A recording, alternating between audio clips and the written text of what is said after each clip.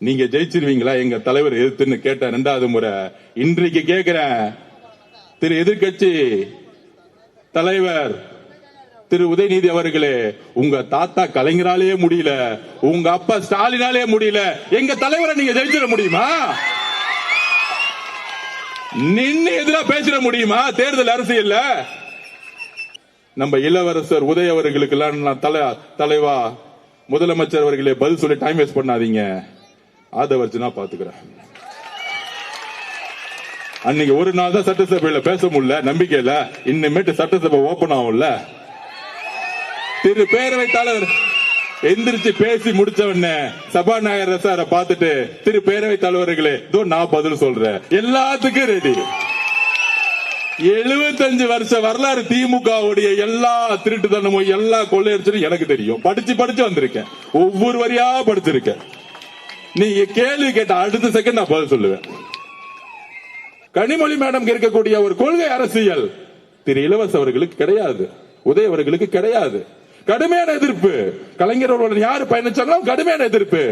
இந்த காலத்திலும் நீங்கள் அதிமுக சேரக்கூடாது, ஜனநாயகத்தை மதிப்போம்னு சொன்னாங்க திமுக கூட இருக்கக்கூடிய சில நல்லவர்கள். அதுக்கு தெய்வத்தாலாகாது என்னும் முயற்சிதன் மெய் வருத்த கூலி தரும்.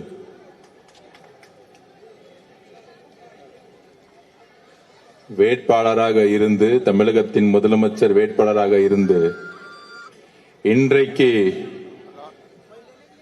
நம்மெல்லாம் வாயில சொல்லிட்டே இருப்போம், அண்ணன் எப்ப முதலமைச்சர் ஆவார், அண்ணன் எப்ப முதலமைச்சர் ஆவார்னு. தமிழக மக்களுடைய ஒட்டுமொத்த ஆதரவுடன் இன்று உரிமையுடன் சொல்லுவோம், தமிழக முதலமைச்சர் எங்கள் அண்ணன், தமிழக முதலமைச்சர் எங்கள் தலைவர் திரு சி ஜோசப் விஜய் அவர்கள். இது 6 மாசமா சொல்லும் போது ஒரு கூட்டம் நம்பல. நடிகர் அவருக்கு அரசியல் தெரியுமா? ஆனா ஒன்னே ஒன்னு சொன்னார் மதுரை மாநாட்டில், திரு மு.க. ஸ்டாலின் அவர்களே பூத் கமிட்டி போட்டு நீங்க வீடு வீடா இப்பதான் போயிட்டு இருக்கீங்க, நான் வீடு வீடா போயிட்டு தான் கட்சியே ஆரம்பிச்சேன். அதை சொன்னது நினைவாக்கியது நம்மளுடைய மக்களும் பெண்களும் இளைஞர்களும்.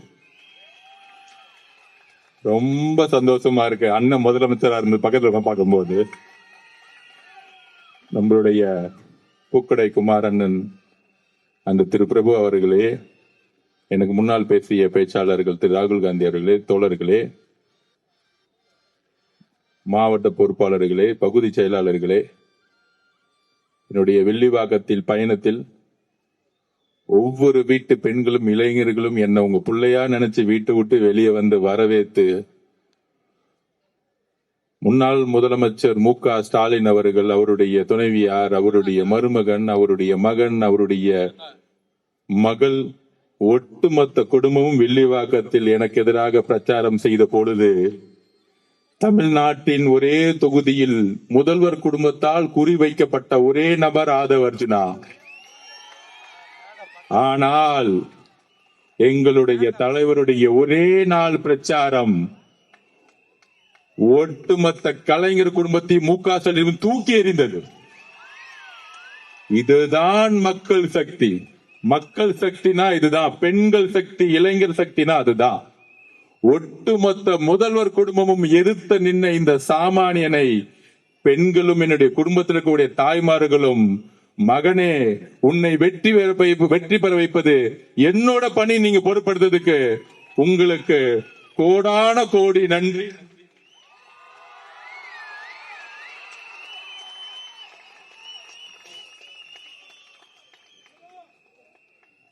அதை நன்றி என்று சொல்வதை விட என் வாழ்நாள் கடமை என்பதை நான் சொல்றேன்.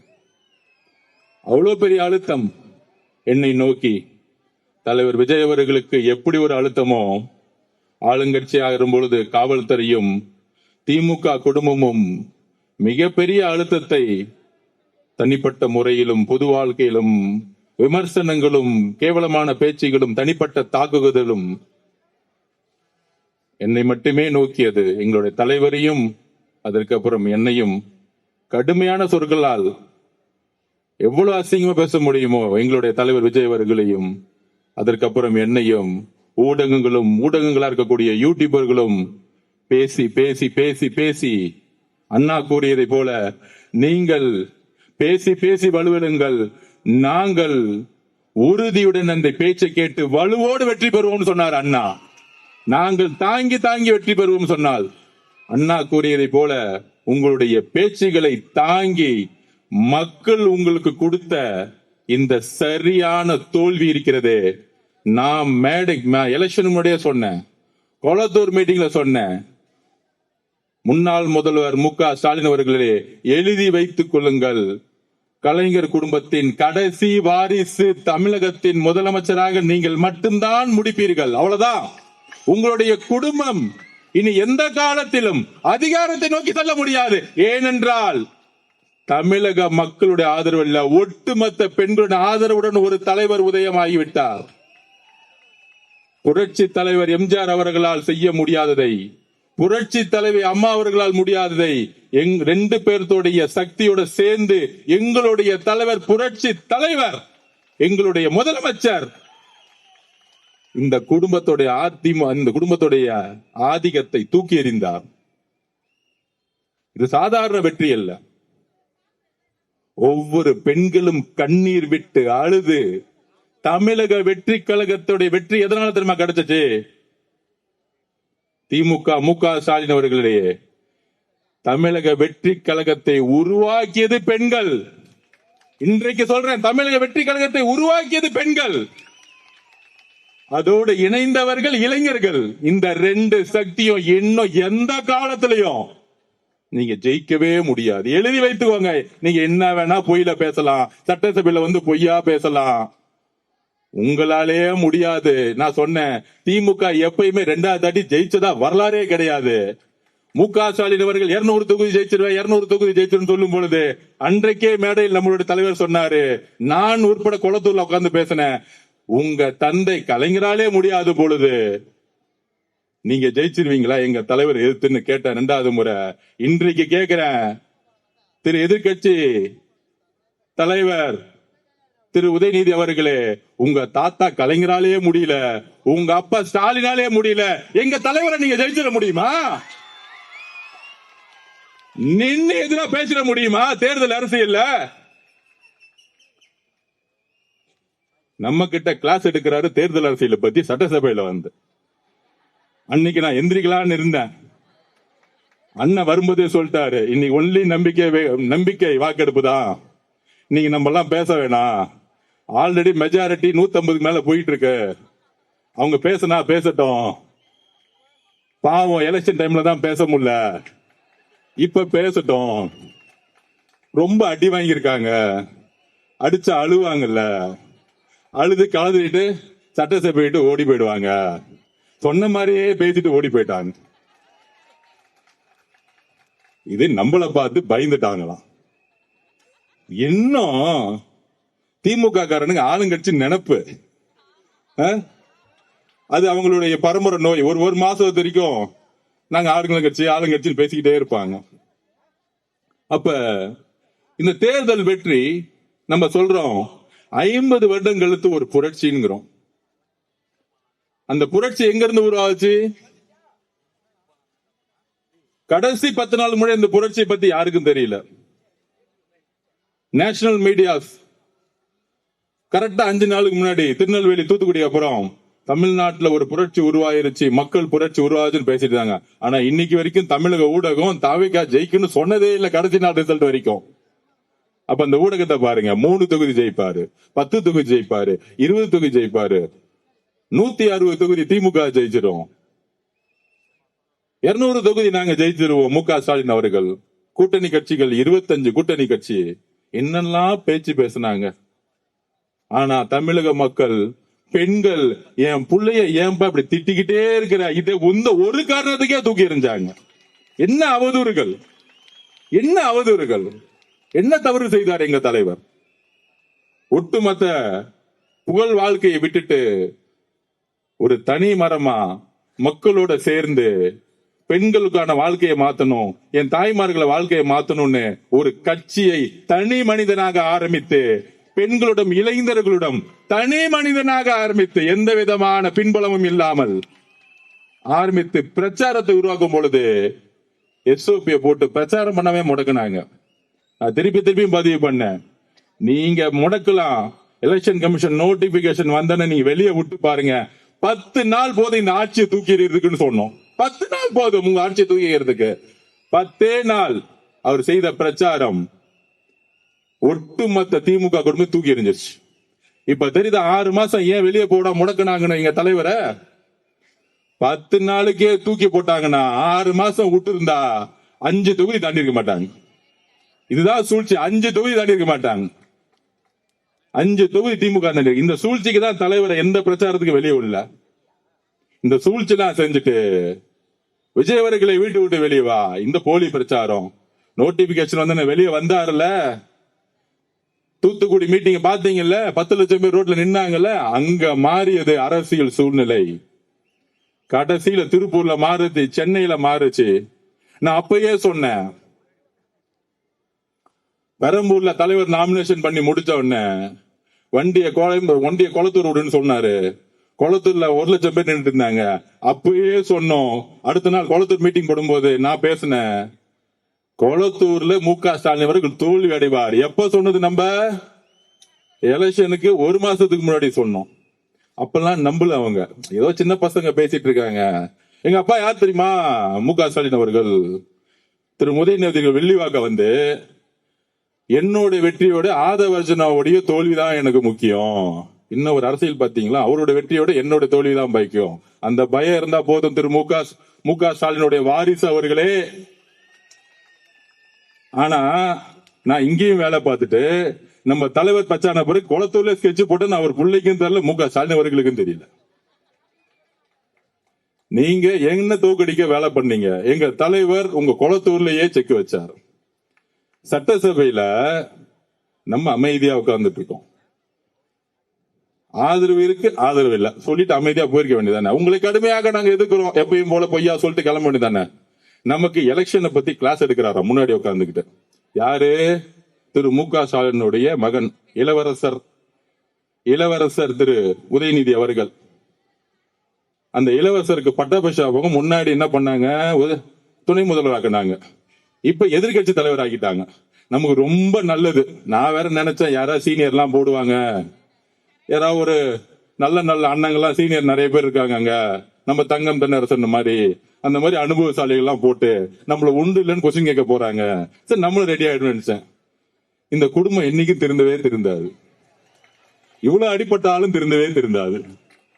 இந்த பட்டாபிஷேகம் பண்ணி தான் குடும்பத்தை தூக்கி போட்டாங்க மக்கள். திருப்பி ஒரு பட்டாபிஷேகம். நான் தோத்துட்டேன், பிள்ளைய தூக்கி எதிர்கட்சி தலைவரா உட்கார வச்சிருங்க. போன தாட்டி சட்டசபையா சட்டமன்ற உறுப்பினராகி சட்டசபைக்கு அதிகம் வராத உதயநிதி ஸ்டாலின் அவர்கள். அவர் சட்டசபை தலைவர். சரி, ஓகே, பெரும்பான்மை தேர்ந்தெடுத்தா சட்டசபை தலைவர் வந்து அமைதியா போக வேண்டியதானே. நம்ம பாட்டி அமைதியா சும்மா சீண்டிக்கிட்டே இருக்கிறது. வந்து சொல்றாரு நம்ம கிட்ட, நீங்க 35% ஓட்டு எடுத்துட்டீங்க, மக்கள் உங்களுக்கு எதிராக 65% இருக்கிறாங்க, இப்பயும் தெரிஞ்சுக்குவாங்க நீங்க தேர்தல் அரசியல தோத்துருக்கீங்க. நம்ம இளவரசர் உதய அவர்களே, நீங்க இன்னும் 90% ஜெயிச்சுட்டாங்க, சட்டசபையில் உட்கார்ந்துட்டு இருக்கீங்க. கிளாஸ் எடுக்கிறதுக்கு ஒரு தகுதி வேணாம்? உங்க சொந்த அப்பா குளத்தூர்ல தோத்துட்டாங்க, உட்கார்ந்துட்டு இருக்காரு. அப்பாக்கு ஆறுதல் கொடுக்காம, அவர் பாவம் தோத்துட்டோமே, 50 வருஷ அரசியல் வாழ்க்கை, 234 தொகுதியிலும் போய் வெற்றி பெறுவோம்னு போயிட்டு வந்தேன், கடைசியில குளத்தூர்ல தோத்துட்டேன்னு உங்க அப்பா உட்கார்ந்துட்டு இருக்கும் போது வீட்டுல போய் ஆறுதல் சொல்லாம சட்டசபையில் அப்படி நிமிர்ந்து பேசுறாராம், நமக்கு அட்வைஸ் பண்றாராம். 65% உங்களுக்கு ஓட்டே போடல. ஐயா, 2006 உங்க தாத்தா கலைஞர் அவர்கள் இருக்காரு, கலைஞர் கருணாநிதி அவர்கள், உங்களுக்கு அவர் தானே எடுத்துக்காட்டு, முன்னுதாரணம். 26% வாங்கிட்டு முதலமைச்சர் ஆனாரு, அவரை நீங்க கேள்வி கேட்க முடியுமா? திரு உதயநிதி அவர்களே, எங்க தாத்தா 26% தான் வாங்கினாரு, சொல்லுங்க. 74% எதிர்த்து நின்னாங்க மக்களு. அதனால அவர் தலைவரே கிடையாது. பேசுங்க. எங்க கலைஞர், எங்க தாத்தா எங்க முதலமைச்சர் தவறு பேசுங்க. உங்களுடைய தாத்தா திரு ஐயா கலைஞர் கருணாநிதி அவர்கள் 26% வாங்கி முதலமைச்சர் ஆகும் பொழுது உங்க கூட இருந்தவங்க 2006 கம்யூனிஸ்ட் கட்சிகள் 2 பேரும், கம்யூனிஸ்ட் கட்சியும் கம்யூனிஸ்ட் மார்க்சிஸ்ட் கட்சியும் காங்கிரஸ் கட்சியும் கூட இருந்துச்சு. அவ்வளவு பெரிய கூட்டணி அமைச்சு நீ 26% தான் வாங்கினீங்க, 96 தொகுதி ஜெயிச்சீங்க. இந்த அரசியல் ஏன் புதுசுன்னா 50 வருடங்கள் கழித்து திரு எதிர்கட்சி தலைவர் இளவரசர் உதய அவர்களே, நீங்க ஒவ்வொரு தொகுதிக்கும் 30 கோடி ரூபாய் செலவு பண்ணீங்க. 30 கோடி. இதே வில்லிவாக்கத்தில் 5000 ரூபாய் ஒவ்வொரு ஓட்டுக்கும் இங்க இருக்கக்கூடிய உங்களுடைய திமுக கேண்டிடேட் கொடுத்தாங்க. கொளத்தூர்ல உங்களுடைய தந்தை 3000 ரூபாய் கொடுத்தாரு. தமிழகம் முழுவதும் சொல்லி வச்ச மாதிரி ஒவ்வொரு தொகுதியில 30 கோடி செலவு பண்ணீங்க. அதற்கப்புறம் உங்களுடைய கூட்டணி காங்கிரஸ், விசிகே, கம்யூனிஸ்ட் கட்சி கிட்டத்தட்ட 26 கட்சி கூட்டணி, சின்ன சின்ன கட்சி முதற்கொண்டு கேப்டன் விஜயகாந்த் கட்சி, எல்லா கட்சியும் சேர்த்து, முஸ்லீம் லீக்ல இருந்து எல்லா கட்சியும் சேர்த்து நீங்க நின்னீங்க. எங்களுடைய வேட்பாளர்கள் 10 லட்சம் ரூபாய் செலவு பண்ணல. எழுதி வச்சுக்கோங்க, 10 லட்சம் ரூபாய் செலவு பண்ணல. காசு இல்ல எங்களுடைய வேட்பாளர்களுக்கு. காசே இல்லாம ஒரு எக்ஸாம்பிள் சொல்றேன். திண்டிவனத்துல ஜெயிச்சாங்க. பக்கத்து ஊரு பஸ்ல ஏறினாங்க, இறங்குனாங்க. 7 மணி நேரம் பிரச்சாரம், 5 பேர்த்தோட போனாங்க, திருப்பி வந்தாங்க. திருப்பத்தூர்ல பெரிய கருப்பன் மினிஸ்டர், ஒரு சாதாரண இளைஞன், காசே இல்ல. ஆனா சிட்டிங் மினிஸ்டர் ஒரு ஓட்டுல ஜெயிச்சாரு. அடுத்து ஸ்ரீரங்கம், என் தம்பி ரமேஷ், சாதாரண பையன், நேத்து என்கிட்ட வாழ்த்து வாங்க வந்தாரு வீட்டு என்னோட ஆபீஸுக்கு. என்னோட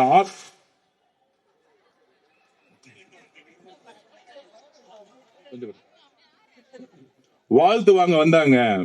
கொஞ்சம் டிஸ்டர்ப் பண்ணாதீங்க. யார் அது? வாழ்த்து வாங்க வந்தாங்க. அப்ப குடும்பத்தோடு வந்தாங்க.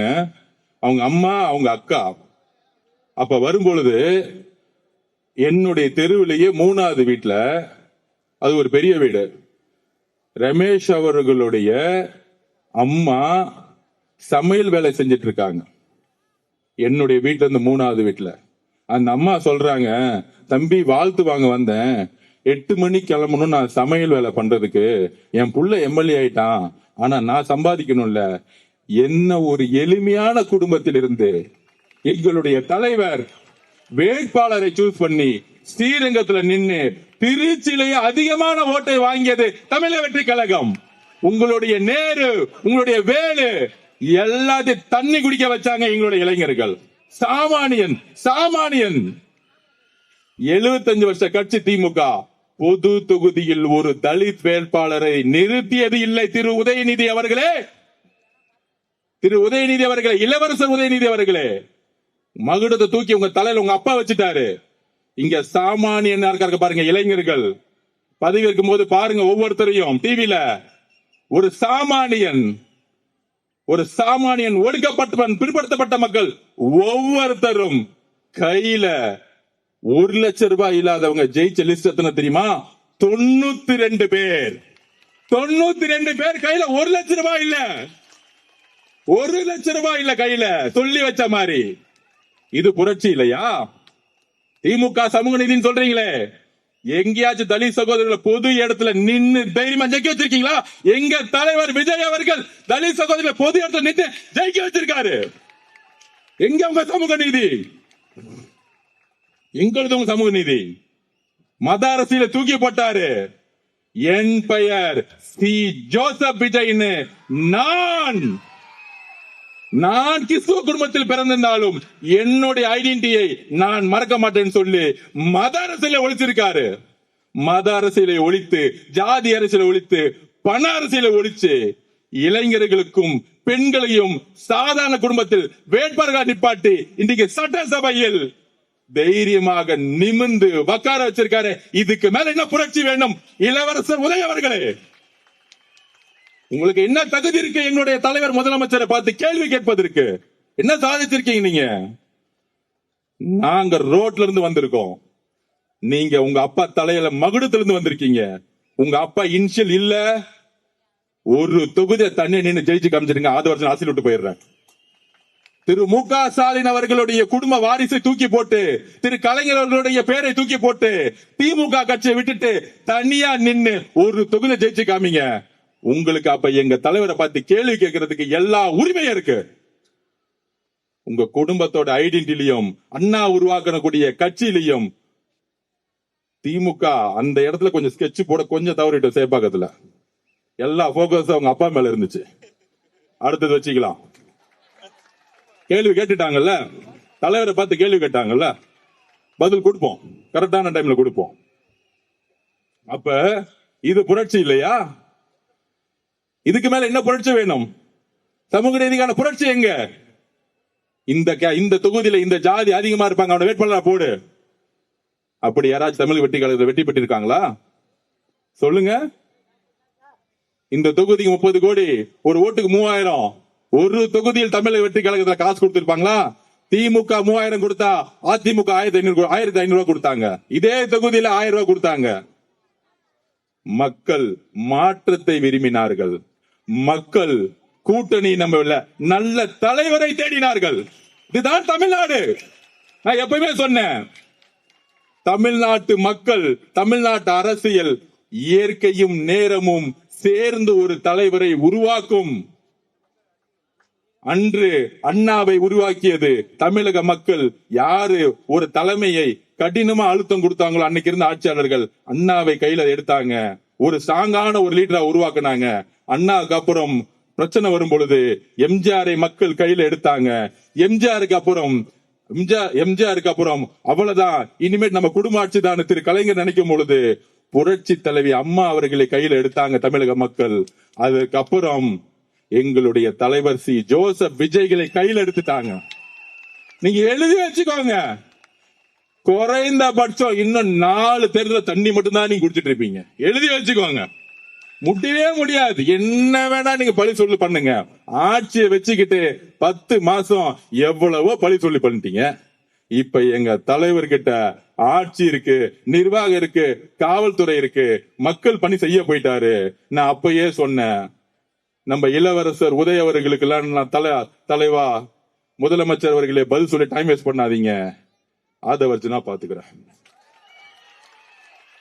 அன்னைக்கு ஒரு நாள் தான் சட்டசபையில பேச முடியல, நம்பிக்கையில. இன்னமேட்டு சட்டசபை ஓபன் ஆகும்ல. திரு பேரவைத் தலைவர் எந்திரிச்சு பேசி முடிச்ச உடனே சபாநாயகர் சாரை பார்த்துட்டு, திரு பேரவைத் தலைவர்களே இதோ நான் பதில் சொல்றேன், எல்லாத்துக்கும் ரெடி. 75 வருஷ வரலாறு திமுகவுடைய எல்லா திருட்டுத்தனமும் எல்லா கொள்ளையடிச்சும் எனக்கு தெரியும். படிச்சு வந்திருக்கேன், ஒவ்வொரு வரியா படிச்சிருக்கேன். நீங்க கேள்வி கேட்ட அடுத்த செகண்ட் நான் பதில் சொல்லுவேன். கேட்டா 65% எதிர்ப்பு இருக்கான். தமிழக அரசியல் வரலாற்றுடைய ஒரு டேட்டா தெரியல, ஒரு கணக்கு வழக்கு தெரியல. எந்த அரசியல்வாதியும் 60% வாங்கி இது வரைக்கும் ஜெயிச்சதே கிடையாது, எந்த கட்சியும். தமிழக மக்கள் ஒரு ஜனநாயகத்தை விரும்புறவங்க. எப்பொழுதும் ஒரு 10 கட்சி இருந்தா அவங்களுக்கான ஒரு ஓட் பேங்க கொடுப்பாங்க. ஆனா நான் சொல்றேன், தமிழ்நாட்டு வரலாற்றிலேயே எழுதி வச்சுக்கோங்க, தனி பெரும் கட்சியா 3 வருஷத்துல எந்த கூட்டணி இல்லாமல், எந்த பணபலம் இல்லாமல், இந்த எலெக்ஷன் முன்னாடி சொல்லிட்டு இருந்தாங்களே பூத் இருக்கான்னு காமிச்சாங்க பாருங்க. பூத்துனா என்னன்னு. நம்ம வில்லிவாக்கத்துல 60% பெண்கள் உள்ள உட்கார்ந்துட்டு இருந்தது. பூத்துனா என்ன? நம்ம கிளாஸ் எடுத்தோம். ஓட்டர் லிஸ்ட் எல்லாம் வந்துருவாங்க, இந்த திமுக காரங்க பொய்யா ஆளுங்களை கூட்டு வந்து கள்ள ஓட்டு போடுவாங்க, இவ்வளவுதான் பூத் வரைக்கும் அன்னைக்கு. அப்புறம் இந்த மிஷினை பேக் பண்ணி வண்டியில ஏற்றி லேலா காலேஜ் வைக்கணும். இதை கரெக்டா புடிச்சுக்கிட்டு காலையில 6 மணிக்கு வந்தாங்க நம்மளுடைய பூத் ஒர்க்கர்ஸ். அதுவும் நம்ம என்ன பண்ணோம், 5 பேர் உள்ள உட்கார்ந்துட்டு இருந்தாங்க. 5 மணிக்கு வந்துட்டாங்களா லட்சுமி அக்கா சொல்றாங்க, பாத்துக்கோங்க எவ்வளவு ஆர்வம் பாத்துக்கோங்க. மக்கள் வந்து ஓட்டு போறதுக்கு 7 மணிக்கு வந்தா நம்ம 5 மணிக்கு போயிட்டோம். கூட்டம் போய் நம்ம உக்காந்துட்டு பக்கா லிஸ்ட் எடுத்துட்டு கடைசி 6 மணி வரைக்கும் யார் யாரெல்லாம் திமுக 30% வருவாங்களா வரமாட்டாங்களா நான் போறேன். நான் எந்திரிச்ச உடனே பூத்துல போன உடனே அங்க இருந்து நம்ம தங்கச்சி, அண்ணா இது வரைக்கும் எந்த திட்டு பசங்க வரலன்னா நான் கண்டுபிடிச்சிட்டேன்னா பாக்கலாம், நீ கவலைப்படாதனா, யாரு கல்ல விட்டு போட மாட்டாங்கன்னா நான் நினைச்சேன். திமுக காரங்களா, இதுக்காடா நீங்க வந்து பூத்துருக்கான்னு கேட்டீங்க. எங்க ஆளுங்க ஒரே நாள பழகிட்டாங்க. இது குடும்பம்பா, இந்த பூத்து இதெல்லாம் தெரியாது. 5 குடும்பம் சேர்ந்தா ஒரு பூத்து, அவ்வளவுதானே. சேர்ந்துட்டாங்க, எலெக்ஷன் முடிஞ்சு திருப்பி வேலைக்கு போயிட்டாங்க. உங்களை மாதிரி கவுன்சிலர் இருந்துட்டு 15 வீடு வாங்குறது, இதை யாரா இங்க வாசிக்கு எங்கப்பா காண போயிட்டாருமே அவரு, ஓடுமா? ஓகே. அப்ப பூத்துனா என்னன்னு காமிச்சுமா, 75,000 பூத்துலயும் தமிழக வெற்றி கழகம் நைட்டு 10 மணி வரைக்கும் உட்கார்ந்து இருந்தாங்க. எப்ப 10 மணி வரைக்கும். திமுக 3 மணி கிளம்பி போயிட்டாங்க, அதிமுக 12 மணி கிளம்பி போயிட்டாங்க. என்னடா அது 7 மணிக்கே கூட்டம் வந்துருச்சு. அப்படியே பாக்குறாங்க உடல்மொழி. எல்லாரும் சிரிச்ச முகத்தோட வேட்பாளர் நான் போனா போதும், தம்பி நீங்க தான் எனக்கு நான் கேன்வாஸ் பண்ண வந்த மாதிரி ஆயிடுச்சு. ஒவ்வொரு பூத்துக்கு போகும்போது அக்கா செல்ஃபி, உடனே ஓடி வராங்க செல்ஃபி எடுக்க. அக்கா பூத்துக்கா, இங்க செல்ஃபி எல்லாம் எடுக்க கூடாதுக்கா, நான் வேட்பாளர். இல்ல தம்பி அவங்க விடுங்க. உடனே திமுகங்க அவங்க செல்ஃபி எடுக்கிறாங்க, பாத்தீங்களா ஏன் மேல கம்ப்ளைண்ட். பொதுமக்கள் வந்து என்னப்பா பண்றது, இப்படி ஒரு பிரச்சனை வெளிவாக்கத்துல. அந்த மாதிரி 7 மணிக்கு குடும்பமா வந்து அண்ணன் சொன்னாரு அன்னைக்கு, திருவிழா மாதிரி இருக்கணும் நீங்க வந்து ஓட்டு போற அன்னைக்குன்னு. எப்படி திருச்செந்தூர் வேளாங்கண்ணிலையும் போய் குடும்பமா போவாங்களே, 7 மணிக்கெல்லாம் வந்து ஓட்டு போட்டு 4 மணிக்கு முடிச்சுட்டாங்க எல்லாத்தையும். நான் பாக்குறேன் ஒவ்வொரு பூத்திலையும் 90% கள்ள ஓட்டு போறதுக்கு வாய்ப்பே கொடுக்கல. ஆனா இல்ல, பக்கா லிஸ்ட் இருக்கு. நம்ம தங்கச்சி சொல்றாங்க, அண்ணா 92% முடிஞ்சிச்சு, 8% இவ்வளவுதான் ஓட்டு இருக்கு, இவங்க யாரும் வர்ற மாதிரி தெரியல, நாங்க ரொம்ப ரெடியா இருக்கிறோம், 6 மணி கேட்ட மூட சொல்லிடுங்க. நமக்கு கிளாஸ் எடுக்கிறாங்க நம்ம தங்கச்சிங்க. அப்படி திமுக பூத்துக்கு தண்ணி குடிக்க வச்சது நம்மளுடைய மகளிர் சகோதரிகள். அப்புறம் நம்ம இளைஞர்கள் இருக்காங்களே, நான் போனா போது பின்னாடி 500 பேர் வராங்க. டேய் தம்பிங்களா வேணாண்டா, நான் தப்பு பண்றேன்னு நினைச்சுட்டு போறாங்க, கலவரம் பண்ற மாதிரின்னு. திமுக காரன் 5 பேர் தான் வந்தாங்க, அவன் போய் பயந்து போயிட்டான் அவன் பாட்டிக்கு. அப்ப எந்த அளவுக்கு இளைஞர்கள் சக்தி இந்த தேர்தலில் இறங்கி வேலை பார்த்து கடைசியில் அவன் கொடுத்த 3000 எதுக்கு விசாரிச்சுன்னா, இன்னும் ஆய்வு பண்ணல. இன்னைக்குதான் மு க ஸ்டாலின் சொல்லியிருக்காரு, நம்மளுடைய தோல்விக்கு காரணம் என்ன என்பதை நாம் ஆய்வு செய்ய வேண்டும். ஐயா மு க ஸ்டாலின் அவர்களே, அதுக்கான காரணம் நான் இன்னைக்கு சொல்றேன். அதுக்கு காரணமே நீங்க தான். இதுக்கு என்ன ஆய்வு செய்யணும்? இந்த தோல்விக்கு முக்கியமான காரணமே திரு மு க ஸ்டாலினுடைய நிர்வாகத்துடைய தோல்வி. அன்பு சகோதரன் முன்னாடி சொல்லிட்டு இருந்தேன். இப்ப வந்து மாண்புமிகு அமைச்சர் ராஜ்மோகன் அவர்களே, ஒரு எளிய குடும்பத்தில் பிறந்தவரை அமைச்சராக்கிய பெருமை எங்களுடைய தலைவருக்கு சாரும். இதுக்கு மேல என்ன புரட்சி வேணும்? வரணும்? நீங்க யார எம்எல்ஏ ஆக்கிறீங்க? சட்டசபையில 50 வருஷமா உங்க கூடத்துல உங்க மகன், அதுக்கப்புறம் அமைச்சர்களுடைய மகன், இவங்க தானே உட்கார்ந்துட்டு இருக்காங்க. இங்க வந்து பாருங்க, சட்டசபையில ஒடுக்கப்பட்ட ஏழை மக்கள் இருந்து சட்டசபையில வந்து உட்கார்ந்துட்டு இருக்காங்க. அதற்கான புரட்சி செய்தது எங்களுடைய தலைவர். இதுக்கு மேல என்ன பெரிய புரட்சி வேணும்? அப்ப திமுக போட்டு விவாதம் பண்ணிட்டு இருக்காங்க. இந்த புரட்சிக்கு காரணம் என்ன? இந்த தோல்விக்கு காரணம் என்ன? இந்த புரட்சிக்கும் தோல்விக்கும் காரணம் 2 பேர் தான். ஒன்னு ஐயா திரு மு க ஸ்டாலின் அவர்கள், இன்னொரு அவருடைய மகன் இளவரசர் உதய அவர்கள். அவ்வளவுதான். இதுக்கு மேல ரொம்ப ரிசர்ச் பண்ணாதீங்க. பாவம் திமுக அழுதுருவாங்க, புலம்புறாங்க. மு க ஸ்டாலின் கலைஞர் ஐயா, ஐயோ கலைஞர் ஐயா நீங்க ஏன் செத்து போனீங்க? இவங்க 2 பேர்த்துல விட்டுட்டு கட்சியை முடிச்சுட்டாங்க.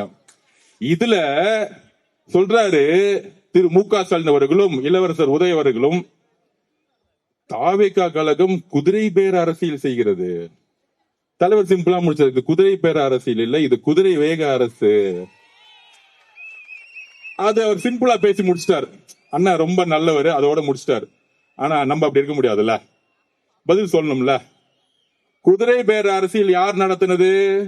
நான் சொல்லிடுறேன். எல்லாம் ட்ரை பண்ணி பார்த்தாங்க, ரிசல்ட் வந்துருச்சு. நம்ம 108 நிக்கிறோம். சுமார் ஒரு 20 தொகுதியில 500 ஓட்டு 300 ஓட்டுல தோத்து இருக்கோம். அது எப்படின்னு நம்ம அதுக்கப்புறம் விசாரிச்சுக்கலாம், விட்டுருங்க.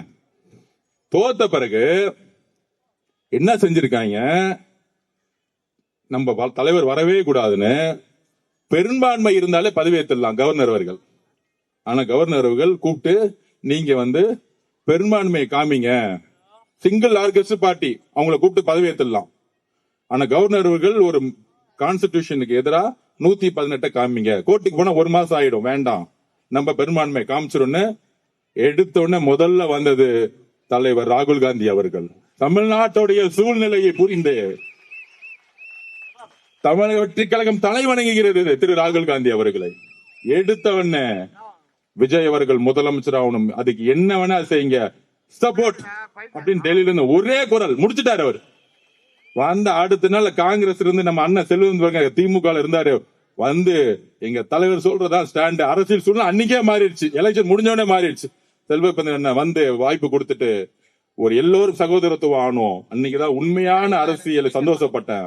அது முடிஞ்ச உடனே கம்யூனிஸ்ட் தோழர்கள் வந்தாங்க, அது முடிஞ்ச உடனே அண்ணன் திருமானன் வந்தாரு, ஒவ்வொருத்தரும் வந்து தலைவர் முதலமைச்சர் ஆக்கினாங்க. இது மட்டும்தானே உங்களுக்கு தெரியும். ஆனா திமுகவுடைய குதிரை பேர் அரசியல் இன்னும் நான் உண்மையா சொல்லவா? சொல்றேன் யாரு குதிரை பேர் அரசியல் பண்ணதுன்னு. நம்ம தலைவர் முதலமைச்சர் ஆகக்கூடாதுன்னு திமுக தலைவர்களும், அதுல குறிப்பா நம்ம இளவரசர் உதயநிதி அவர்களும் ஒரு பெரிய அரசியல் பண்றாங்களா. என்ன அரசியல்னா, ஃபர்ஸ்ட் முக ஸ்டாலின் இதுக்குள்ள வரல, உண்மையை சொல்லிடுறேன் நான். அவரு தோல்வியுற்று அமைதியா தான் இருந்தார். ஆனால் திரு இளவரசர் உதயநிதி அவர்கள் இருக்காரு, என்ன ஆனாலும் விஜய் அவர்கள் முதலமைச்சராக வரக்கூடாது, என்ன ஆனாலும் பரவாயில்ல, என்ன பண்ணிக்கோங்க, அவ்வளவு வெறி. ஆனா முடிஞ்சிச்சுல, கடைசி வாரிசா முடிச்சிட்டாருல, ஏதாச்சும் பண்ணலாம். யாருக்கிட்ட பேச்சுவார்த்தை பண்ணது? திரு இபிஎஸ் அவர்கள் பழனிசாமி அவர்களோட திரு உதயநிதி அவர்கள் பேச்சுவார்த்தை பண்றாரு. திரு உதயநிதி அவர்களும் திரு சபரிஸ் அவர்களும் சேர்ந்து ஆட்சியை முடிச்சுட்டாங்க. அடுத்து திமுக கட்சியை முடிக்கிறது வேலை பண்ணிட்டு இருக்காங்க.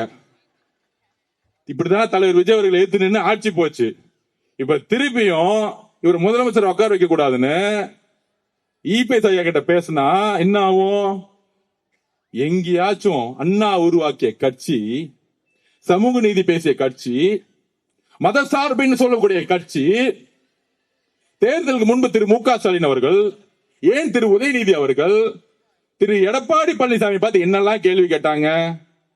பிஜேபியை தமிழகத்தில் ஆட்சி கட்டில ஏற துடிக்க வைக்கிறது திரு இபிஎஸ் பழனிசாமி அவர்கள். அதிமுக தான் இவங்களுக்கு ஓட்டு போட்டா பிஜேபி ஆட்சிக்கு வந்துச்சு. இது அண்ணா திராவிட முன்னேற்ற கழகம் கிடையாது, இது அமித்ஷா முன்னேற்ற கழகம். இப்படி பிரச்சாரம் செஞ்சது யாரு? திரு மு க ஸ்டாலின் அவர்கள். இன்னொருத்தர் யாரு? இளவரசர் உதய அவர்கள். இன்னில இருந்து அவர் இளவரசர்னு வச்சிருவோம். இளவரசர், அந்த இளவரசர் உதய அவர்களுக்கு ஏன்னா பட்டாபிஷேகம் பண்ணி தானே உட்கார வச்சிருக்காங்க. மன்னர் ஆட்சி இன்னும் ஒளியில கொஞ்சம் பிசுறு இருக்கு, பாத்துக்கலாம். அப்ப பட்டாபிஷோட உட்கார்ந்துட்டு இருக்க இளவரசர் ஒரு அரசியல் ஞானி மாதிரி, கலைஞர் உருவாக்கிய, கடினப்பட்டு உருவாக்கிய அந்த கட்சியை அதிமுகவோட சேர்ந்து வெளியில இருந்து ஆதரவு கொடுப்பாங்களாம். திரு இபிஎஸ் பழனிசாமி முதல்வர் ஆயிடுவாராம். என்ன சூழ்ச்சி பாத்தீங்களா? இந்த சூழ்ச்சி நமக்கு தெரிஞ்சிருச்சு, வந்துருச்சு. ஒரு நேரத்துல 8ஆம் தேதி மத்தியானம் தகவல் வருது, 7ஆம் தேதி நைட்டு தகவல் வருது, இபிஎஸ் அவர்கள் ஞாயிற்றுக்கிழமை பதவியேற்க போறாரு, எல்லாம் முடிஞ்சிருச்சு அப்படின்னு. ஆனா கம்யூனிஸ்ட் தோழர்களும் விசிக தோழர்களும் சப்போர்ட் பண்ணல. முக்கியமாக கம்யூனிஸ்ட் தோழர்கள் சுத்தமா சப்போர்ட் பண்ணல. அதுல உண்மையா சொல்லவா, மார்க்சிஸ்ட் கம்யூனிஸ்ட் கட்சியுடைய தேசிய தலைவர் திரு பேபி அவர்கள் கேரளால இருப்பார். அவர் பேட்டி கொடுத்தது நீங்க பாத்திருப்பீங்களான்னு தெரியாது. அவர் பேட்டி கொடுத்தாரு. மத சார்பற்ற கொள்கையில் உறுதியா இருக்கக்கூடியவர் பேபி அவர்கள், மார்க்சிஸ்ட் கட்சியுடைய தலைவர். அவர் சொன்னாரு, நாங்கள் ஏன் விஜய் அவர்களுக்கு ஆதரவு கொடுப்போம் என்றால், நம்ம ஒன்று காரியம், பிரசிடென்ட் ரூல், கவர்னர் ரூல் வந்துடக்கூடாது, அரசியல் அமைப்பை பாதுகாக்கணும். காங்கிரஸ் மத சார்பற்ற கூட்டணி இங்க இருக்கு, தமிழகத்தில் ஒரு கவர்னர் ஆட்சி வந்துடக்கூடாது. இட்ஸ் a people mandate சொன்னார். அதாவது மக்கள் தேர்ந்தெடுத்தது தலைவர் விஜய் அவர்களை. அவர் சொன்ன வார்த்தை 12 தொகுதியில அவ்வளவுதானே, நாங்க பாத்துக்கிறோம். திரு பேபி அவர்கள் கேரளால இருந்து குரல் கொடுக்கும்போது என்ன சொன்னாரு? நாங்கள் சப்போர்ட் பண்ணலனா திமுகவும் அதிமுகவும் சேர்ந்து பிஜேபியோட ஆட்சியை உருவாக்கும். சொன்னது ஆதவ அர்ஜுனா இல்லை திரு இளவரசர் உதய அவர்களே, சொன்னது ஆதவ அர்ஜுனா இல்லை இளவரசர் உதய அவர்களே. கம்யூனிஸ்ட் கொள்கையின் தலைவர் மார்க்சிஸ்ட் கட்சியினுடைய தலைவர் திரு பேபி அவர்கள். உண்மை வந்துருச்சா வெளியே? என்ன ஒரு துரோக அரசியல் திமுக உண்மை வந்துருச்சா? யார் குதிரை பேர் நடத்தினது? அந்த குதிரை பேரை நடத்தினது யார் சொல்லுவா? லிஸ்ட் நான் சொல்றேன். பாஷ்யம் கம்பெனியுடைய ஓனர் புரோக்கர் வேலையை பார்த்தாப்ல. அடுத்தது ஓப்பனா சொல்லிடணும்ல யார் யாரெல்லாம் தலைவருக்கு எதாவது சூழ்ச்சி செஞ்சாங்கன்னு. பாஷ்யம் கம்பெனியுடைய ஓனர் ரியல் எஸ்டேட் வேலையை பார்க்காம ஆட்சி மாற்றத்துக்கு இங்க உட்கார்ந்துக்கிட்டு கவர்னரோட சேர்ந்து உட்கார்ந்துட்டு சேர்ந்தது ஒரு கம்பெனியோட நிறுவனர். அதோட சேர்ந்து திரு உதயநிதி அவர்கள், அதோட சேர்ந்து திரு இபிஎஸ் பழனிசாமி, முன்னாள் முதலமைச்சர் பழனிசாமி மகன் திரு மிதுன் அவர்கள். அதனாலதான் இந்த ஃபேக்ஷன் உடைஞ்சிச்சு. அதிமுக வெளியே வந்தாங்களே திரு சிவிஎஸ் சண்முகம், புரட்சி தலைவி ஆனவர்கள் எதற்காக கட்சி உருவாக்கினார்? புரட்சி தலைவி அவர்கள் எதற்காக கட்சியை உருவாக்கினார்? இந்த திமுக சீய கட்சியை ஒழிக்க.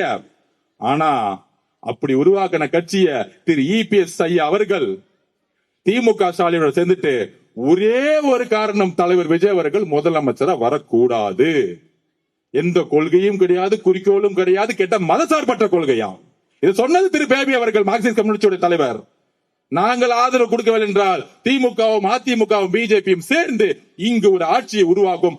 அதற்கு நாங்கள் கடுமையாக எதிர்த்து நிற்போம். சொன்னது திரு பேபி அவர்கள், சொன்னது காங்கிரஸ், சொன்னது பிசிகே, சொன்னது ஐயுஎம்எல்.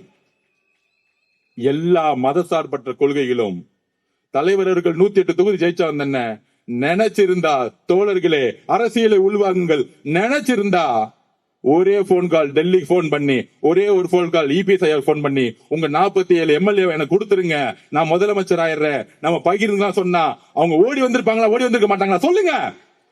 ஆனால் ஏன் 47 எம்எல்ஏ தூக்கி போட்டு தலைவர் ராகுல் காந்தி அவர்களுடன் 5 எம்எல்ஏ இணைந்தார்? எங்களுடைய தலைவர் 108 இருந்து 5 போச்சுன்னா 113 தானே.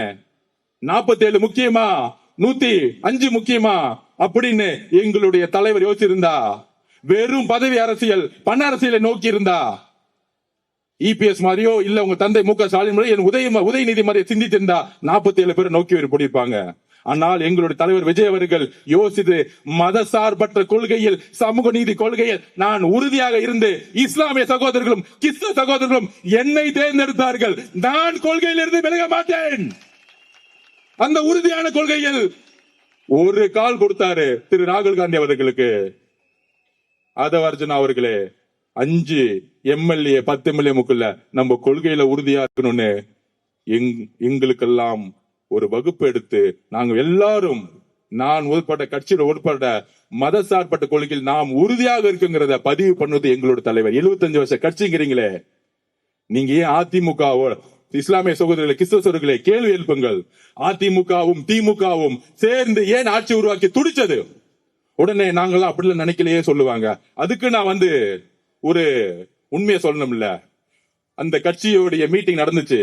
வெளியே டிகேஎஸ் இளங்கோவன் தெரியும், செய்தி தொடர்பாளர், உங்களுக்கு தெரியும், பெரியாரிஸ்ட், அவர் தான் செய்தி தொடர்பாளர் திமுக. அவர்கிட்ட ஃபர்ஸ்ட் சொல்றாரு, அவரு நாங்க அதிமுக எல்லாம் சேர மாட்டோம். இப்ப 2 நாள் எல்லாம் டைப் பண்ணி கம்யூனிஸ்ட் தோழர்கள் ஏத்த பிறகு சொல்றாங்க. திருப்பி அடுத்த கொஸ்டின் கேட்கிறாரு, நீங்க சேருவீங்களான்னு கேட்டா, எங்களுடைய தலைவர் மு க ஸ்டாலின் அவர்கள் நினைத்தால் நாங்க அதிமுகவோட சேருவோம். இப்படி யாராவது சொல்லுவாங்களா?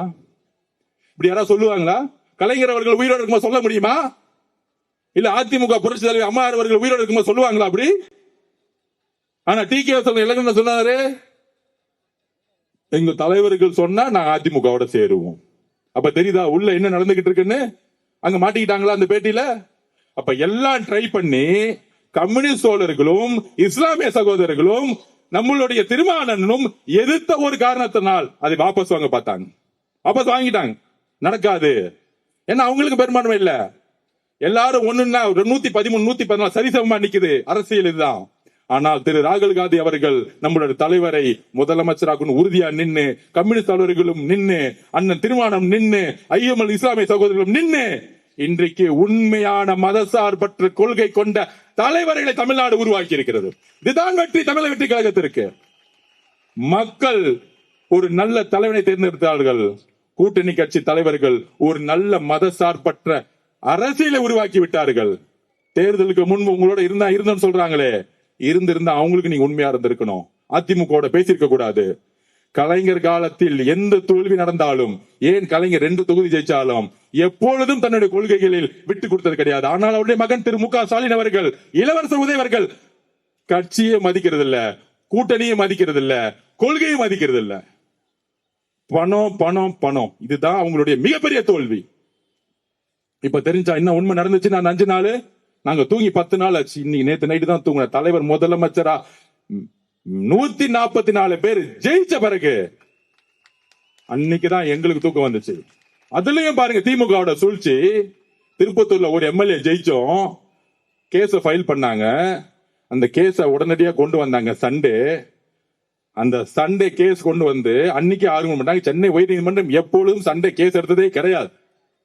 திமுக வழக்கறிஞர்கள் எல்லாம் போய் கேஸ் நடத்துறாங்க. அந்த எம்எல்ஏவை ஓட்டு போட விடக்கூடாதுன்னு சொல்லி வச்ச மாதிரி ஓட்டு போடுறதுக்கு, அதாவது நம்பிக்கையில்லா தீர்மானம் நடக்கிறதுக்கு ஒரு நாளுக்கு முன்னாடி ஸ்டே கொடுத்துட்டாங்க, ஒரு ஓட்டு போடக்கூடாதுன்னு. திமுக சூழ்ச்சி தெரிஞ்சா அப்ப உடனடியா சுப்ரீம் கோர்ட் போனோம். அடுத்த நாளே சென்னை உயர்நீதிமன்றத்தை கண்டிச்சு இது ஜனநாயகத்துக்கு எதிரான தீர்ப்புன்னு சொல்லி திருப்பியும் ஒரு ஓட்டை நம்ம கொடுத்துட்டாங்க. எந்த அளவிற்கு அழுத்தம் பாருங்க திமுக. அந்த உதயநிதி சொல்றாரு, உயர்நீதிமன்றம் ஒரு அந்த வேட்பாளர்கள் ஓட்டு போடுன்னு சொல்லிட்டாங்க, குதிரை பேர நடத்துறேன்னு சொல்றாங்க. உச்சநீதிமன்றம் தூக்கி எறிஞ்சிருச்சு. அப்ப எந்த அளவுக்கு தலைவர் விஜய் அவர்கள் அந்த சீட்ல உட்கார்ந்துடவே கூடாது. கவர்னர் ஆட்சி வந்தாலும் சரி, ஆனா அறிக்கை மட்டும் அழகா ஒரு மு க ஸ்டாலின் அவர்கள்கிட்ட. நான் ஏற்கனவே சொன்னேன், சன் டிவில ஒரு குணா அவர்கள் பேட்டி கொடுத்தாரு. நான் எப்பயுமே விஜய் அவர்களை தாக்குனதே கிடையாது, நான் தப்பாவே பேச மாட்டேன், இல்ல உங்களை அவர் ரொம்ப அட்டாக் பண்றாரு, ஏன் நீங்க பதில் கொடுக்க மாட்டேங்கிறீங்க, நான் பேசவே மாட்டேன். அதுதான் நான் கொலத்தூர்லயே சொன்னேன். திரு மு க ஸ்டாலின் பதில் எல்லாம் கொடுக்க மாட்டாரு, கொலை பண்ணிடுவாரு. கரூர்ல தான் பண்ணாங்க. நம்மளுடைய சகோதரர்கள் எப்படி ஆனாங்க? இன்னைக்கு காவல்துறையில எடுத்தாங்க எல்லாம் காத்திருப்பு பட்டியல், யார் யாரெல்லாம் கரூர்ல அன்னைக்கு என்னென்னலாம் பேசினாங்களோ. எப்பயுமே சொல்ற, நியாயம் நீதியும் வெற்றி பெறும். நான் அன்னைக்கே சொன்னேன், எங்க சகோதர சகோதரிகளை நீங்க கை வச்சுட்டீங்க. எங்க தலைவர் முதலமைச்சர் போது சும்மா விட மாட்டார், உங்களை எழுதி வச்சுக்கோங்க. அவர் அமைதியா இருந்தாருன்னா தான் ஆபத்து. திட்டாருன்னா பிரச்சனை இல்ல, முடிஞ்சிச்சு போச்சு. அமைதியா இருந்தாருன்னா ஒரு பெரிய பூகம்பம் வரப்போகுதுன்னு அர்த்தம். வந்துச்சு. அப்படி எந்த அளவிற்கு அவரை முதலமைச்சர் உட்கார கூடாது, கொள்கை ஏற்று நம்மளை பார்த்து குதிரை பேரன்னு சொன்னாங்களே, அதிமுகவும் திமுகவும் சேர்ந்து குதிரை பேர அரசியல் செஞ்சது நீங்க. திரு இளவரசர் உதய அவர்கள் பேச்சுவார்த்தை நடத்துது அவர் தான். திரு இளவரசர் உதய அவர்கள், பாஷம் கம்பெனியுடைய ஓனர், அதுக்கப்புறம் திரு மிதின் அவர்கள், மூன்றும் இணைந்த கூட்டணி வந்தாங்க. கனிமொழி மேடம், எங்க அப்பா உருவாக்கின கட்சி இப்படி செஞ்சீங்க, ரிசைன் பண்ணிட்டு போயிடும் சொல்லிட்டு போயிட்டாங்க. அவங்க எதிர்ப்பு உள்ள இருந்து, நான் உள்கட்சியில நடந்துச்சுன்னு சொல்றேன். கனிமொழி மேடம் இருக்கக்கூடிய ஒரு கொள்கை அரசியல் திரு இளவரசர் அவர்களுக்கு கிடையாது, உதய அவர்களுக்கு கிடையாது. கடுமையான எதிர்ப்பு. கலைஞர்களுடன் யாரு பயணிச்சாலும் கடுமையான எதிர்ப்பு. இந்த காலத்திலும் நீங்கள் அதிமுக சேரக்கூடாது, ஜனநாயகத்தை மதிப்போம்னு சொன்னாங்க திமுக கூட இருக்கக்கூடிய சில நல்லவர்கள். அதுக்கப்புறம் தான் திரு மு க ஸ்டாலின் அவர்கள் கம்யூனிஸ்ட் எல்லாம் வாபஸ் பண்ணிட்டாங்க. நம்ம அமைதியா ஒரு ஸ்டேட்மெண்ட் ரெடி பண்ணிட்டார், நல்லவர் மாதிரி. நாங்கள் ஜனநாயகத்தை மதித்த எதிர்கட்சியா நடத்துவோம். அது நீங்க என்ன சொல்றது? மக்களே தீர்ப்பு கொடுத்துட்டாங்க. ஐயா, நீங்க எதிர்கட்சி தலைவராக கூட இருக்கணும், வீட்டுல அமைதியா உட்கார்ந்து ரிட்டையர் பண்ணிட்டாங்க. நான் அன்னைக்கே சொன்னேன், கொளத்தூர்ல என்ன நடக்கும். கொடைக்கானல் போகும்போது லைலக்காலை வாசல் சொன்னேன், அவர் ரெஸ்ட் எடுக்க போகும்போது இந்த எலெக்ஷனோட நிரந்தரமா அவர் ஓய்வு பெற போறாரு, கொடைக்கானல் இருந்து ஸ்டார்ட் பண்ணிட்டோம், அடுத்தது ஊட்டி போட்டு நான் பேட்டி கொடுத்தேன். நான் பேட்டி கொடுக்கும் போதெல்லாம் சீரியஸா இல்ல, இப்ப எல்லாம் எடுத்து போட்டுட்டு இருக்காங்க. எப்படி ஆதவச்ச சொன்னதெல்லாம் கரெக்டா நடந்துகிட்டே இருக்கு. நடந்துச்சா இல்லையா? நான் சொன்னேன், இந்த கூட்டணி எங்க தலைவரோட சேருவாங்க ஒரு நாள். எங்க தலைவர் எப்பொழுது மதசார்பற்றுகள் உண்மையா இருப்பான்னு புரியும் பொழுது அங்க வந்துருவாங்க சொன்னாங்க. எண்ணி 10 நாள்ல ஒட்டுமொத்த கூட்டணியும் எங்க தலைவருக்கு ஆதரவு கொடுத்தாங்க. ஏன்? எங்க தலைவர் அதிமுகவோடு பேசல, 47 எம்எல்ஏ பேசல. திரு ராகுல் காந்தி அவருக்கு அழைப்பு கொடுத்தார். அப்படி சபையில அப்படி அந்த பதவியேற்பு பாருங்க, பக்கத்துல ராகுல் காந்தி அவர்கள், பக்கத்துல அண்ணன், என்ன ஒரு கண்கொள்ளா காட்சி, என்ன ஒரு 2 நண்பர்கள் மாதிரி, 2 சகோதரர்கள் மாதிரி. அப்ப இதெல்லாம் முடிச்சிட்டு, இந்த சூழ்ச்சியெல்லாம் முடிச்சிட்டு, அவர் பதவியேற்பு முடிச்சிட்டு மெஜாரிட்டி ப்ரூவ் பண்ணோம். அப்ப அதிமுக உடைஞ்சிச்சு. உடனே அதிமுக இவங்க உடைச்சிட்டாங்க. ஐயா, அதிமுக உடைச்சது நாங்க இல்ல, அதிமுக உடைச்சது திரு உதய அவர்களும் திரு மிதுன் அவர்களும் திரு இபிஎஸ் அவர்களும். யாராச்சும் போய் திமுக சேர்ந்து அலைன்ஸ் பேசுவாங்களா? புரட்சி தலைவர் அவர்களுடைய கொள்கை, புரட்சி தலைவி அவர்களுடைய கொள்கையை தூக்கி எறிஞ்சிட்டு இபிஎஸ் அவர்கள் முதலமைச்சர் ஆகிறதுக்கு தன்னுடைய மகன் மிதுனை வச்சு வேலை செய்யறாங்க. 47 எம்எல்ஏ வச்சுட்டு யாராவது முதலமைச்சர் ஆவாங்களா? அப்ப அவங்களுடைய சூது பாருங்க. அப்ப உள்ள இருக்கக்கூடிய புரட்சி தலைவி அம்மா கூடிய விசுவாசமா இருக்கக்கூடியவங்க வெளியே வந்துட்டாங்க. இன்னுமேட்டு இந்த கட்சி திரு இபிஎஸ் பழனிசாமி அவர்கள் இருந்தா எந்த காலத்திலையும் இந்த கட்சி ஜெயிக்கிறது. 14 தேர்தல் தோத்துட்டாரு. அம்மா அவர்கள் கட்சியை காப்பாற்றணும். அதுக்காக தான் எங்க தலைவர்கிட்டையும் எங்க பொதுச்சாளர்கிட்டையும் எங்க கிட்டையும் பேசினாங்க. அப்ப எங்க தலைவர் எப்பயுமே ஒண்ணு சொல்லுவார், எனக்கு ரொம்ப பிடிச்சவங்க புரட்சி தலைவர், அவருடைய வாரிசு நானு, புரட்சி தலைவி அம்மா தைரியம் பிடிக்கன்னு அவங்க உருவாக்கிய கட்சியை நம்ம காப்பாத்தணுமா காப்பாத்த கூடாதா? சொல்லுங்க மக்களே, சொல்லுங்க. அவங்களுக்கு ஆதரவு கொடுக்குமா கொடுக்க கூடாதா? நான் எப்பயுமே சொல்லுவோம், நாங்க தலைவர் டிவிகேவும் ஏன் டிவிகே அதிமுக எதிர்த்து கொஸ்டின் கேட்க மாட்டேங்குதுன்னா, புரட்சி தலைவரும் புரட்சி தலைவியும் உருவாக்கக்கூடிய தொண்டர்கள் டிவிகே பக்கம் எப்பயே வந்துட்டாங்க. ஆனா அந்த கட்சியை வழிநடத்தக்கூடிய திரு இபிஎஸ் அவர்கள் திமுகவுடைய பின்புற வாசலியாக நட்பரோட இருக்காரு, பிஜேபியோட உறுதியா இருக்கிறாரு. இவர் இருக்க வரைக்கும் அதிமுக அழிவு காலம். எங்களுக்கு இபிஎஸ் ஐயா அவர்களோட உடன்பாடு கிடையாது. ஆனால் அதிமுக இருக்கக்கூடிய தொண்டர்களுடன் அண்ணன் தம்பியா நாங்க பழகிட்டு இருக்கோம். திமுக தீய சக்தி அப்படின்னு சொன்னது புரட்சி தலைவர், திமுக தீய சக்தின்னு அப்படி சொன்னது புரட்சி தலைவர் அவர்கள். அவர்களுடைய மொழியை நாங்கள் உள்வாங்கி இருக்கிறோம். அப்ப அங்கிருந்து வரவங்களை அந்த கட்சியை காப்பாற்றணும் சொல்லும் போது அவங்கள நம்ம அரவணைத்தே ஆகணும். ஏனால் அதிமுகவை காப்பாற்றப்படணும். பிஜேபி பின்புற வாசலாக அதிமுக வந்துச்சு. இப்ப அவங்க நாங்க பிஜேபி எந்த காலத்திலும் சேர மாட்டேன்னு தலைவர் அவர்களிடம் உறுதிமொழி கொடுத்திருக்காங்க. அந்த பக்கமே நாங்க போக மாட்டோம். அது அவங்களால நாங்க 4 தேர்தல் தோத்துட்டோம். அதனால நாங்க உறுதியாக சொல்றோம், நாங்களும் மத சார்பற்ற கொள்கையில் உறுதியாக இருக்கிறோம் அப்படின்னு சொன்ன பிறகுதான் தலைவர் ஆதரவு கொடுத்தாரு. இதுதான் உண்மை. இதை கூட்டணி கட்சி எல்லாத்திலையும் விளக்கணும். இந்த அதிமுக ஒரு இபிஎஸ் தலைமையில் இருக்க வரைக்கும் தானே இந்த பிஜேபி வந்துகிட்டு இருக்கு.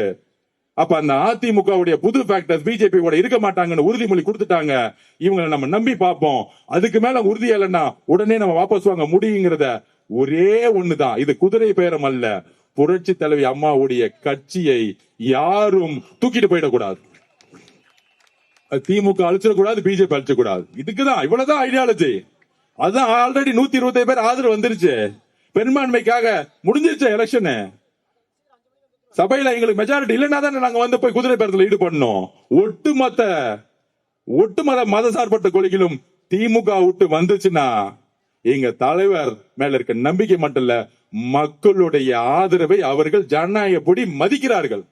மக்கள் மீது நம்பிக்கை வச்சுதான் ஜனநாயக சக்தியில் வந்தார்கள். வேற எதுவும் கிடையாது. உங்களை மாதிரி 1000 கோடி கொடுத்து ஒரு கூட்டணி கட்சி உருவாக்குறதுக்கு எல்லாம் காசு இல்ல. டிவிக்கே இல்ல. குதிரை பேலம் பண்றதுக்கு எல்லாம் முதல் காசு இல்ல. இங்க 2 லட்சம் ரூபாய் இல்லாம எம்எல்ஏ ஆயிட்டு வந்திருக்கோம். ஆதவர்ஜுனா வெள்ளிவாக்கத்துல 1 ரூபாய் கொடுக்கல. எழுதி வச்சுக்கோங்க. இப்ப சொல்றேன், ப்ரூவ் பண்ணுங்க. நண்பர்களே சொல்லுங்க, நம்ம ஓட்டு காசு கொடுத்தோமா? 3 வேளை சாப்பிட்டோம், ஒன்னா சேர்ந்து ஓடணும், ஜெயிச்சோம். அவ்வளவுதானே வரலாறு. நீங்க எங்கிருந்து இறக்குனீங்க? திரு மோகன் அவர்களுடைய எம்எல்ஏ மோகனுடைய பிள்ளை அமைச்சீங்களே, 100 கோடி ரூபாய் மொத்தமா செலவு பண்ணார். 5000 ரூபாய் கொடுத்து ஜெயிச்சாரா? 19,000 ஓட்டுல வெள்ளிவாக்கத்துடைய பெண்களும் இளைஞர்களும் என்ன ஜெயிக்க வச்சிருக்காங்களே, அது 1 ரூபாய் காசு கொடுத்து நான் வாங்கல. மக்கள் அன்பையும் நம்பிக்கையும் தலைவர்கிட்ட கொடுத்தாங்க. அதே மாதிரிதான் என்கிட்ட கொடுத்திருக்காங்க. அதுக்கு நான் எப்பயும் உண்மையாவும் நேர்மையாவும் உறுதியுடன் இருப்பேன். இந்த 10 நாள் நான் ஏன் பேசல தெரியுமா? 108 தொகுதி ஜெயிச்ச பிறகு என்னைக்கு ஃப்ளோர் டெஸ்ட்ல தலைவர் ஜெயிக்கிறாரோ அன்னைக்குதான் பேசணும்னு நினைச்சேன். அதான் அடுத்த நாள் வந்துட்டேன். அதுவும் நான் நன்றி சொல்ல மட்டும்தான் வந்தேன். நேத்து தலைவர் முன்னாடி நின்னுகிட்டு பொய்யா பேசினார் பாருங்க. அப்பயே முடிவு பண்ணிட்டு அடுத்த நாள் வெள்ளிவாக்கத்துல கூட்ட போடு. இது பதிலாம் கிடையாது. எல்லா உண்மையும் இந்த 10 நாள் இந்த திமுகவும் அதிமுகவும் என்னெல்லாம் சேர்ந்து தலைவருக்கு எதிராக சூழ்ச்சி செஞ்சது சொல்லி ஆகணும். நம்ம சொல்லணும்ல மக்களுக்கு. நம்ம கட்சிக்காரங்களை புரிய வைக்கணும்ல. நமக்கு ஆளுங்கட்சி ஆனவனே தலையில கர்வம் கிடையாது. நம்ம மக்கள் கிட்ட எளிமையா இன்னைக்கும் உறுதியா நிக்கிறோம். எதிரி கட்சியா நாங்க பாக்குறது. அதனாலதான் தமிழ்நாட்டில் முதல் முறையாக எங்கள் தலைவர் உங்கள் வீடு தேடி வந்தார். முதலமைச்சரான பிறகு திரு மு.க. ஸ்டாலின் அவர்களை வீடு தேடி வந்தார். அகங்காரம் அல்ல. தமிழக மக்களுடைய கடமைகளை நாம் நிறைவேற்ற வேண்டும். உங்களை நாங்கள் மதிக்கிறோம். உங்களுடைய தோல்வி தேர்தல் அரசியலோட முடிஞ்சிச்சு. நாங்க வெற்றி பெற்றோம். எங்களுக்கு கர்வம் கிடையாது. ஆதவர்ஜுனா கர்வம் கிடையாது. ஆனால் எங்கள் தலைவரை தொட்டா நாங்க பதில் சொல்லுவோம். அதை சும்மா இருக்க முடியாது, அதை நாங்க அமைதியா இருக்க முடியாது. ஏன்னா அது மக்களை தொட்ட மாதிரி. உண்மையில சொல்லணும், நாங்க பொய்யா சொல்லல. என்ன நடந்துச்சோ எல்லா தப்பையும் செஞ்சுட்டு நாங்க தப்பு செஞ்ச மாதிரி சொல்லக்கூடிய அவதூறுகளுக்கு நாங்க பதில் சொல்லுவோம். நாங்க ஆளுங்கட்சி ஆயிட்டோம், அதிகாரம் வந்துருச்சு. ஆனா அந்த அதிகாரம் மக்களுக்கானதுங்கிறது நாங்க உறுதியோட இருக்கிறோம். ஒவ்வொரு தனிநபருக்கானது கிடையாது. அந்த அதிகாரம் பணபலத்தை உருவாக்குவது அல்ல. நன்றி அறிவிப்பு கூட்டத்தை முன்னாடி சொல்லுவாங்க பொதுவா எல்லா கட்சியும். நாங்க பண்ணது என்னன்னா, நேரா போய் கவர்மெண்ட் ஆபீஸ் போயிட்டு எல்லாரும் வாங்க, எல்லா டிபார்ட்மெண்டோட செக்ரட்டரிஸ் வாங்க, போலீஸ் கமிஷனர் வாங்க, எல்லாம் போயிட்டு நான் 30 நாள் வீதி வீதியா நடந்தேன், எல்லா பிரச்சனையும் எனக்கு தெரியும், இந்த ஃபைல புடிங்க, 10 நாள் டைம் இருக்கு, இதை எல்லாம் சரி செய்யறதுக்கு உங்களுக்கு என்ன தேவை, அரசு ஊழியர்கள் உங்களுக்கு என்ன தேவை, ஆர்டர் போடல ஆதவர்ஜுனா உங்களுக்கு என்ன வேணும்னு சொல்லுங்க, 10 நாள்ல அதை செஞ்சு கொடுக்கிறோம். ஆனா இங்க நல்ல ரோடு வேணும், நல்ல தண்ணி வேணும், டாஸ்மார்க் 5 கடைக்கு மேல இருக்கக்கூடாது, ஊருக்கு ஒதுக்குறமா கொண்டு போயிடுங்க, ட்ரக்ஸ்ங்கிறதே இருக்கக்கூடாது, எல்லா இடத்துல சிசிடிவி கேமரா போடுங்க, காவல்துறையில சிசிடிவி கேமரா பதிவு பண்ணுங்க, என்கொயரி வந்தா கூட பதிவு பண்ணுங்க, எல்லாத்தையும் மாத்துங்க. தமிழக வெற்றி கழகம், நம்மளுடைய தோழர்களோ இளைஞர்களோ யாரும் அதிகாரத்தை தவறா பயன்படுத்த மாட்டாங்க. திமுக மாதிரி நான் உறுதி கொடுக்கிறேன், நான் சத்தியம் சொல்றேன். என்னுடைய நண்பர்கள் தோழர்கள் சாதாரண குடும்பத்தில் வந்தவங்க, திமுக செய்த ரவுடிசமோ, திமுக செய்த கான்ட்ராக்ட் தொழிலோ, திமுக செய்த இந்த பண அரசியலோ நம்ம செய்ய மாட்டாங்க. நாங்க பாத்துக்கிறோம், எங்களுக்கு வேலை செஞ்ச எங்க கட்சிக்காரங்களை எப்படி பாத்துக்கணும் எங்களுக்கு தெரியும். ஆனால் அரசுடைய நிர்வாகத்தில் தமிழக வெற்றி கழகம் எப்பொழுதும் தலையிடாது. எங்க தலைவர் சொன்ன மாதிரிதான், ₹1 நாங்க டச் பண்ண மாட்டோம், அந்த பணம் எங்களுக்கு வேணாம். இந்த வேலை பார்த்தாங்க என் கூட இளைஞர்கள் வேலை பார்க்கும்போது அவங்க சம்பளம் 10,000 12,000 வேலை பார்த்துட்டாங்க. எலெக்ஷன் முடிஞ்சிச்சு, அண்ணா நீங்க ஜெயிச்சிட்டீங்களா, நான் திருப்பி வேலைக்கு போறேன்னு போயிட்டாங்க. இதுதான் தமிழக வெற்றி கழகம். என்கிட்ட இருந்து அண்ணா காசு கொடுனான்னு கேட்கல யாரும். தம்பிங்களா, அண்ணங்களா, தங்கச்சிங்களா, நான் சத்தியமா சொல்றேன், உயிர் உள்ளவரை என்னோட கடமை உங்களோட இருக்கும். நன்றி சொல்ல மாட்டேன். உயிர் உள்ளவரை நான் உண்மையா இருப்பேன். ஏன்னா ஒவ்வொரு நீங்க அழுது எனக்காக காலை தேய்ச்சி எனக்காக அண்ணனுக்கு, விஜய் அண்ணனுக்காக நீங்க பணி செஞ்சு இந்த 30 கோடி 50 கோடி 100 கோடியை தூக்கி போட்டு, அதுல சுவாசி என்னன்னா 3000 திமுக காரன் கொடுத்தான். அந்த 3000 எடுத்துட்டு போயிட்டு பேண்ட் சட்டையை வாங்கிட்டாங்க, காகி பேண்ட், காகி சட்டை, அப்புறம் இந்த காப்பு. பெண்கள் திருப்பி அதே மாதிரி. எப்ப எல்லா கடையிலயும் அந்த பேண்ட் விட்டே காணும். யாரா பணம் கொடுத்தன்னு பார்த்தா திமுக தான் பணம் கொடுத்திருக்கான். இதுதான் அவங்க பொருள் எடுத்து அவங்களே அடிக்கிறது. என்ன மாதிரி தேர்தல் தெரியுமா? நான் உண்மையில அசந்துட்டேன். அண்ணன் முன்னாடி சொல்லுவார், இதெல்லாம் நடக்க போகுது, நீ தெரிஞ்சுக்கோங்க. உண்மையில சொல்ற, இந்தியாவே இந்த தேர்தலை ஆராய்ச்சி பண்ணிட்டு இருக்கு, எப்படி ஜெயிச்சாங்க. தேர்தல் வெற்றிக்கு பின்பு எந்த பத்திரிகையும் இவர் ஜெயிப்பார்னு எழுதவே இல்லை, யாருமே எழுதல. Under estimate. இவர் ஒண்ணுமே பண்ண முடியாது, கூட்டம் தான் கூட்டுவார், ஓட்டா மாறாது, எல்லாம் ஓடிடுவாங்க.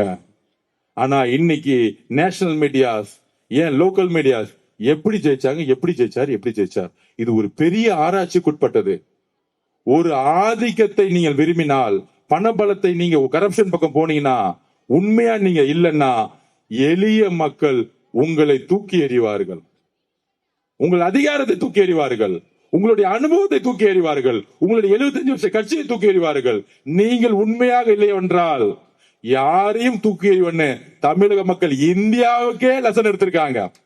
இதுக்கு மேல ஒரு வரலாறை இன்னொருத்தர் எழுதுறதுக்கு எத்தனை வருஷம் ஆகும் நமக்கு தெரியவே தெரியாது. எழுதி வைத்துக் கொள்ளுங்கள். காலையில 8:30 மணிக்கு செக்ரட்டரியேட்ல உட்கார்ந்துட்டு இருக்காரு, ஷார்ப்பா வேலை செய்ய தெரியுமா, அனுபவம் இருக்குவான்னு தெரியாது. காலையில 10 மணிக்கு ஷார்ப்பா உட்கார்ந்துட்டு இருக்காரு. அவருக்கு தெரியும் தமிழ்நாட்டுக்கு என்ன செய்யணும், அவருக்கு தெரியும். நிர்வாக திறமை உண்மையா இருக்கவங்களுக்கு எல்லா நிர்வாகம் பண்ண வந்துரும். இதுதான், அவ்வளவுதான். ஒரு நிர்வாகத்தோட அடிப்படை விதி என்ன தெரியுமா? உண்மையா இருக்கணும், நேர்மையா இருக்கணும், மக்களை நேசிக்கணும். இது மூன்றும் எங்க தலைவருக்கு இருக்கு. ஒரு மிகப்பெரிய பொன்னான ஆட்சியை, எப்படி ஒரு மிகப்பெரிய பொன்னான வரலாற்றை தேர்தல் அரசியல் உருவாக்கிறாரோ, ஒரு மிகப்பெரிய அரசாங்கத்தை மக்களுக்காக, பெண்களுக்காக, இளைஞர்களுக்காக உருவாக்க போகிறார். அதுல ஒரு பங்கு நானும் இருக்கேன் அவரோட. அது மிகப்பெரிய விஷயமா பாக்குறேன். ஒரு ஏழ்மையா எளிய குடும்பத்திலிருந்து பிறந்த, தந்தையும் தாயும் இழந்த இந்த ஆதவர்ஜுனாயை அமைச்சரவையில் 3ஆம் இடம் கொடுத்து, ஆதவர்ஜுனா நீங்க அன்னைக்கு கட்சி ஆரம்பிங்க போது என் கூட ஆனந்தன் இருந்தாரு. அதுக்கப்புறம் நீங்க தான் வந்தீங்க, என்ன நம்புனீங்க, எல்லா வேலையும் செய்து கொடுத்தீங்க. எப்பொழுதும் நீங்கள் அந்த இடத்துல இருப்பீங்கன்னு ஜெயிச்ச பிறகும் அந்த உறுதியோடு நின்னார் பாருங்க. அவருடைய வார்த்தைக்கு நான் எப்பொழுதும் தலை வணங்குவேன். எங்க அண்ணன் அவரு. எங்க அண்ணனுக்கு அப்புறம் தான் அவர் முதலமைச்சர் இல்ல, எங்க அண்ணன். அந்த உணர்வு தான் எங்களுக்கு இருக்கு. இங்க இருக்கக்கூடிய ஒவ்வொரு தாய்மார்களுக்கும் புள்ள, அண்ணன், தம்பி. எங்க அண்ணனை நீங்க டச் பண்ணீங்கன்னா நான் பதில் கொடுப்பேன். எனக்கெல்லாம் அமைச்சர்லாம் அப்புறம் தான், எம்எல்ஏ எல்லாம் அப்புறம் தான். எனக்கு அவர் அண்ணன், நான் தம்பி. இந்த தம்பி அண்ணன், அந்த அண்ணனுக்கு ஒரு சிறு கீரை இருந்தாலும் குரல் கொடுப்போம். இங்க நான் மட்டும் இல்ல, கோடான கோடி இளைஞர்களும் பெண்களும் குரல் கொடுப்பாங்க.